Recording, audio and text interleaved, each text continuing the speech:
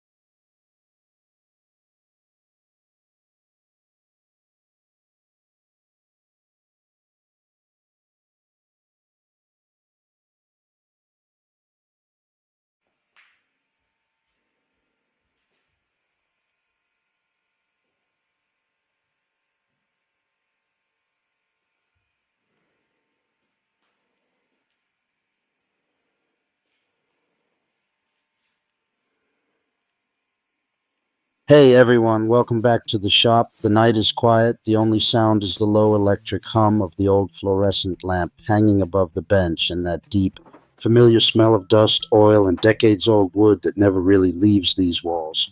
In front of me lies a relic, a massive early 2000s computer monitor, the kind with a thick glass screen and a plastic case heavier than some modern televisions. To almost anyone else, this thing is electronic waste, something to be tossed into a dumpster without a second thought. But when I look at it, I don't see junk. I see a perfect 250 millimeter disc of crystal clear acrylic that has been hidden from the world for 20 years, just waiting for the moment it gets to spin again. There's something almost sacred, almost meditative about rescuing objects the rest of the world has already written off.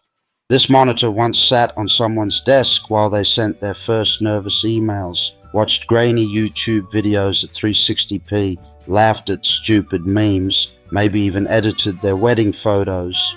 It was part of countless small human moments, and now every circuit board, every screw, every tired capacitor inside it is dead, except this one piece of acrylic that is still flawless. Tonight, that forgotten piece becomes the heart of a real workshop machine, a disc sander that will quietly, faithfully smooth wood long after both it and I are gone. We're not building this because I can't afford a factory-made sander. We're building it because only when you take trash in your hands, cut it, weld it, balance it, and finally hear it roar to life, do you truly understand what a tool actually is. A tool is not a product. A tool is a conversation between you, the material, and time itself. Tonight, the conversation partners are a 750-watt motor that somehow survived 3 completely burnt-out ventilation systems, random pieces of rusty square tube that have been leaning against a wall for years, and this thick, honest piece of acrylic that outlived its original purpose by 2 decades. 3 orphans, 1 new life. Let's begin. Disassembling an old monitor always feels like performing an autopsy on a small slice of history. You remove screw after screw, the plastic creaks and sighs like it's reluctant to give up its secrets, and finally you lift away the shroud. And there it is, 8 millimeters of perfectly clear acrylic, untouched by scratches, untouched by sunlight for 20 years. I run my finger across the surface and it's cold, almost icy, but completely brutally honest. This material never pretended to be anything it wasn't. It just waited, cutting a perfect 250 millimeter circle without a CNC or a laser is an act of pure trust. Trust in the blade not to wander, trust in your hands not to shake, trust in the acrylic not to crack under pressure. You draw the circle the old school way, find the center with a compass and a steady pulse, and then you guide the blade slowly, breathing with the machine.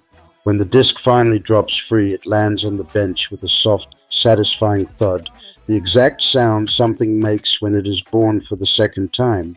Down on the floor waits the motor. It looks tired, covered in dust and old grease, but when I cleaned the bearings last week, it spun as smoothly as the day it left the factory. 750 watts, 2800 RPM, raw, uncomplicated power, enough to turn impatience into dust in seconds. I build the frame from 20 by 20 square tube that has been rusting peacefully behind the garage since who knows when. I cut, I weld, I grind, I paint everything matte black so the machine almost disappears into the shadows and only the spinning disc remains the star of the show. Every extra gram, every unnecessary bracket I leave out. The secret to any good homemade tool is ruthless minimalism. Include nothing that doesn't have a reason to exist. Less is never lazy when it's honest. The work table is made from another piece of acrylic. Thinner this time, almost delicate, but still strong enough to take real punishment. I cut a precise slot so the disc can rise through it like the moon through clouds. Then I add the angle adjustment, a couple of slotted brackets, a wing nut, and suddenly it tilts smoothly from 0 to 50 degrees. Nothing here is over-engineered, nothing is fragile. It's crude, honest, and accurate to within half a degree, exactly what you need and not a single thing.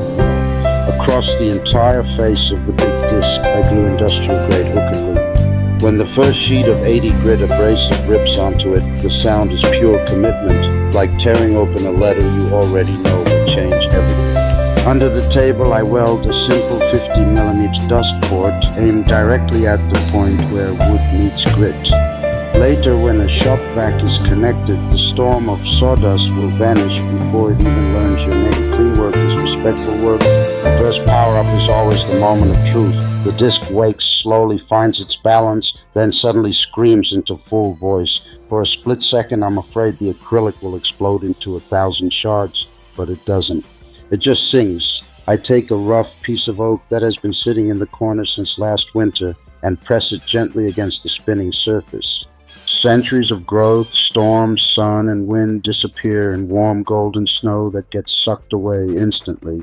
There is a deep, almost spiritual peace in that moment, watching time itself being erased while simultaneously creating something smooth, something new, something that will probably outlast me by another century. I switch to 240 grit and run the same board again.